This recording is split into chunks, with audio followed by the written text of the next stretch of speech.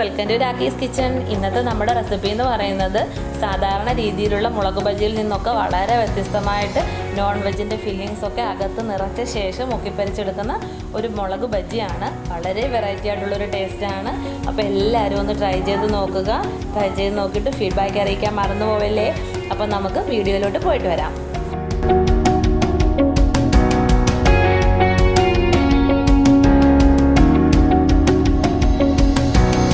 അപ്പോഴും നമ്മൾ ആദ്യമായിട്ട് ബജിക്ക് ആവശ്യമായിട്ടുള്ള മാവാണ് തയ്യാറാക്കി എടുക്കുന്നത്. അതിനായിട്ട് ഞാൻ 2 ഗ്ലാസ് അളവിൽ നമ്മുടെ കടലമാവ് ഇവിടെ എടുത്ത് വെച്ചിട്ടുണ്ട്. അതിലോട്ട് 1/2 ടേബിൾ സ്പൂണ് മുളക് പൊടി ഇട്ട് കൊടുക്കുന്നുണ്ട്. 1/2 ടേബിൾ സ്പൂൺ തന്നെ പെരുംജീരകം ഇട്ട് കൊടുക്കുന്നുണ്ട്. പെരുംജീരകം ചതച്ചതാണ്. 1/4 ടേബിൾ സ്പൂണ് മഞ്ഞളിന്റെ പൊടി ഇട്ട് കൊടുക്കുന്നുണ്ട്. 1/4 ടേബിൾ സ്പൂൺ തന്നെ കായപ്പൊടി കൂടി ഇട്ട് കൊടുക്കുന്നുണ്ട്. 1/2 ടേബിൾ സ്പൂൺ ഇഞ്ചി വെളുത്തുള്ളി പേസ്റ്റ് കൂടി ഇട്ട് കൊടുക്കാം. ആവശ്യത്തിന് ഉപ്പും കൂടി ചേർത്ത് കൊടുക്കാം. ഇനി ഇതിലേക്ക് ആവശ്യത്തിന് വെള്ളം ഒഴിച്ച ശേഷം കട്ടിയുള്ള ഒരു ബാറ്ററാണ് നമുക്ക് തയ്യാറാക്കി എടുക്കേണ്ടത്.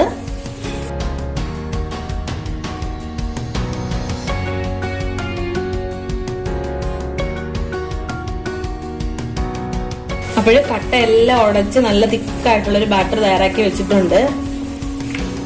ഈ ഒരു തിക്നെസ്സിലാണ് ഞാനിപ്പോൾ ഇത് ചെയ്തെടുത്തിരിക്കുന്നത്.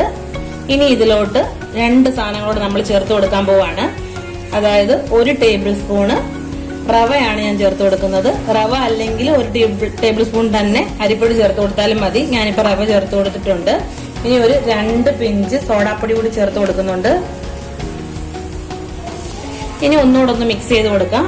ആദ്യമേ തന്നെ അത് ചേർത്ത് കൊടുക്കാതെ ഒന്ന് കലക്കി എടുത്ത ശേഷം ചേർത്ത് കൊടുക്കുന്നതാണ് കറക്റ്റ് ആയിട്ട് എല്ലാ സ്ഥലത്തും മാവിന്റെ എല്ലാ സ്ഥലത്തും എത്താനായിട്ട് സഹായിക്കുന്നത്. അതുകൊണ്ട് നന്നായിട്ട് ഇട്ട് കൊടുത്ത ശേഷം ഇളക്കിയെടുക്കാം. അപ്പോൾ സാധാരണയായിട്ടുള്ള മുളക് ബജിയാണ് നമ്മൾ തയ്യാറാക്കുന്നതെങ്കിൽ നമുക്ക് ഈ ഒരു ബാറ്ററിലോട്ട് മുളകിന്റെ ഒന്നീ മുളക് വലിയ മുളകാണെങ്കിൽ 2ആയിട്ട് കീറിയ ശേഷമോ അതല്ലെങ്കിൽ നടുകെ പിളർന്ന ശേഷം അതിനകത്തുള്ള അരി എടുത്ത് കളഞ്ഞ ശേഷമോ നമുക്ക് ഈ ഒരു മാവില് ആ മുളക് മുക്കി പൊരിച്ചെടുത്താൽ മാത്രം മതി. നമ്മളിപ്പോൾ ഫില്ലിങ്സ് വെച്ചിട്ടുള്ള മുളക് ബജി തയ്യാറാക്കുന്നതുകൊണ്ട് നമുക്ക് ഇനി ഒരു ഫില്ലിങ്സ് തയ്യാറാക്കി എടുക്കണം. അതിനായിട്ട് ഈ ബാറ്റർ അങ്ങോട്ട് മാറ്റി വെച്ച ശേഷം നമുക്ക് ഫില്ലിങ്സ് തയ്യാറാക്കി എടുക്കാം. അപ്പോഴും ഫില്ലിങ്സ് തയ്യാറാക്കാനായിട്ട് ഞാനിവിടെ എടുത്തു വെച്ചിരിക്കുന്നത് മീഡിയം സൈസിലുള്ള ഒരു സവാള ചെറുതായിട്ട് അരിഞ്ഞു വെച്ചിട്ടുണ്ട്. ചെറിയൊരു പൊട്ടറ്റോ പുഴുങ്ങി ഉടച്ചു വെച്ചിട്ടുണ്ട്. ചെറിയ 2 പീസ് ചിക്കൻ മുളക് പൊടി മഞ്ഞപ്പൊടി ഉപ്പും ഗരം മസാല പൊടിയും കൂടി ഇട്ട് വേവിച്ച ശേഷം അതൊന്ന് ഉടച്ചു വെച്ചിരിക്കുന്നതാണ്. ചെറുതായിട്ട് അരിഞ്ഞു വെച്ചാലും മതി. അടുത്തതായിട്ട് ഒരു കോഴിമുട്ട ഇവിടെ ഉപ്പ് മാത്രം ഇട്ടിട്ട് ഒന്ന് അടിച്ചു വെച്ചിട്ടുണ്ട്. ഇത്രയും സാധനങ്ങളാണ് ഫില്ലിങ്സിനായിട്ട് നമ്മൾ എടുക്കുന്നത്. പിന്നെ മുട്ട മാത്രമായിട്ട് എടുത്താലും ചിക്കൻ മാത്രമായിട്ട് എടുത്താലും കുഴപ്പമൊന്നുമില്ല. ഇനി ഇതിലോട്ട് പൊടികളായിട്ട് വളരെ കുറച്ച് സാധനങ്ങൾ മാത്രമേ നമ്മൾ ചേർക്കുന്നുള്ളൂ. അത് ഈ ഒരു ഫില്ലിങ്സ് തയ്യാറാക്കുന്ന സമയത്ത് ഞാൻ കറക്റ്റ് ആയിട്ട് പറഞ്ഞുതരാം. അപ്പോൾ പാനിൽ എണ്ണ ഒഴിച്ചിട്ട് എണ്ണ ചൂടായി വന്നിട്ടുണ്ട്. വെളിച്ചെണ്ണയാണ് ഞാൻ ഒഴിച്ചു കൊടുത്തിരിക്കുന്നത്. അപ്പം സൺഫ്ലവർ ഓയിൽ വേണമെങ്കിൽ അതും ഒഴിച്ചു കൊടുക്കാവുന്നതാണ്. അതിലോട്ട് ചെറുതായിട്ട് അരിഞ്ഞിട്ടുള്ള നമ്മുടെ സവാള ഇട്ട് കൊടുക്കുന്നുണ്ട്. ചെറുതായിട്ടൊന്ന് സോഫ്റ്റ് ആയിട്ട് വന്നാൽ മാത്രം മതി. നല്ലപോലെ വഴറ്റിയെടുക്കേണ്ട കാര്യമൊന്നുമില്ല.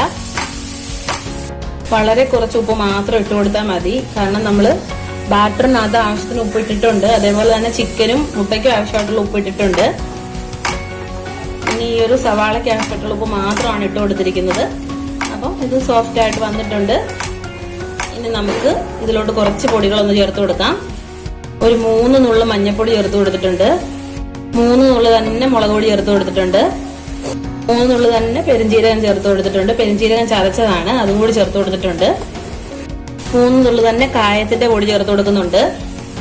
ഇത്രയും മാത്രം ചേർത്തിട്ട് നമ്മളൊന്ന് ഇളക്കി കൊടുത്ത് പച്ചമണം മാറ്റിയെടുക്കുക. കാര്യമായിട്ട് പച്ചമണം ഇത്രയുള്ള കാര്യങ്ങളൊന്നും ഇല്ല.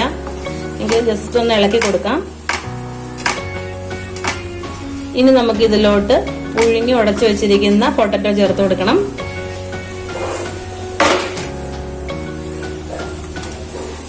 നന്നായിട്ട് ഇളക്കി കൊടുക്കാം.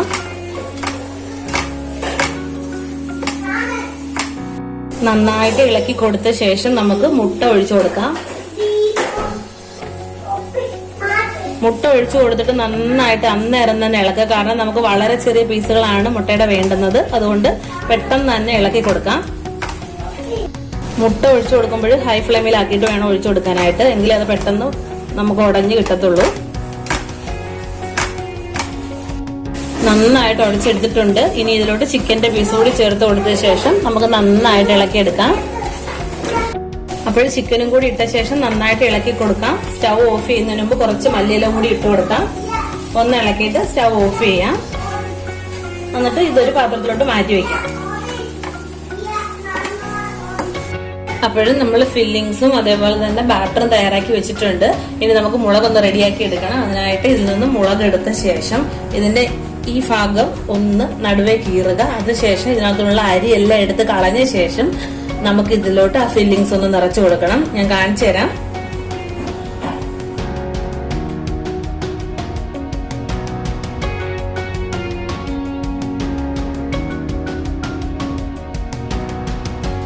അപ്പോഴും ഈ രീതിയിൽ അരിയെല്ലാം കളഞ്ഞു വെച്ചിരിക്കുന്ന ഓരോ മുളകിന്റെയും ഉള്ളിലോട്ട് നമുക്ക് നേരത്തെ തയ്യാറാക്കി വെച്ചിരിക്കുന്ന ആ ഫില്ലിങ്സ് ഒന്ന് വെച്ചു കൊടുക്കാം. ഇങ്ങനെ എല്ലാ മുളകും വൃത്തിയാക്കിയ ശേഷം ഫില്ലിങ്സ് വെച്ച ശേഷം ഞാൻ കാണിച്ചു തരാം. ടോസ് ചെയ്ത് വെക്കുക.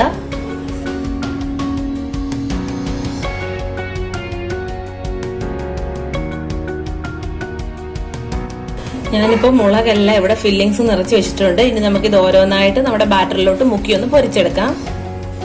അപ്പോഴും പൊരിച്ചെടുക്കാൻ ആവശ്യമായിട്ടുള്ള എണ്ണ നന്നായിട്ട് ചൂടായി വന്നിട്ടുണ്ട്. നമുക്കിനി ഈ ഒരു ബാറ്ററിലോട്ട് നമ്മുടെ ഫില്ല് ചെയ്ത് വെച്ചിരുന്ന മുളക് മുക്കിയ ശേഷമാണ് നമ്മൾ പൊരിച്ചെടുക്കാനായിട്ട് പോകുന്നത്. അപ്പോൾ ഓരോന്നും മുക്കി എടുത്തിട്ട് ഞാൻ നമ്മുടെ എണ്ണയിലോട്ട് ഇട്ട് കൊടുക്കാൻ പോവാണ്.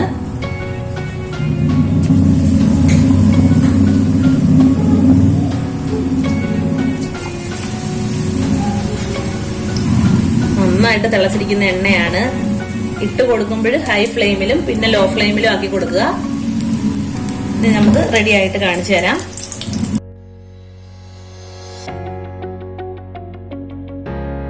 അപ്പോഴും ആദ്യം ഇട്ട് കൊടുത്ത ബാച്ച് ഇവിടെ റെഡി ആയിട്ടുണ്ട്. ബാക്കി മൊത്തം പൊരിച്ചെടുത്ത ശേഷം ഞാൻ കാണിച്ചു തരാം. ഇനി അത് കോരി എടുക്കാനായിട്ട് പോവാണ്.